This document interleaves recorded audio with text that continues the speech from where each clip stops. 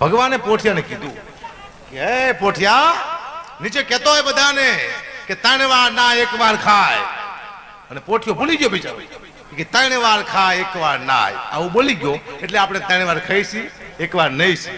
પણ કદાચ પોઠિયો સાચું બોલ્યો હોત કે 3 વાર નાય 1 વાર ખાય તો પરિસ્થિતિ થાત શું હોત દુનિયાની?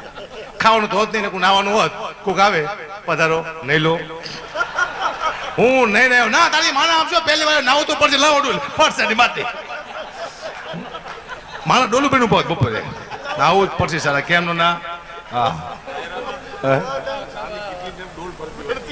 આજે ચાની કેટલી પડી ડોલ ફરતી હોત રાવ, નહીં લો હળું હળું પાણી ઉડતું હતું, આવું થાતું.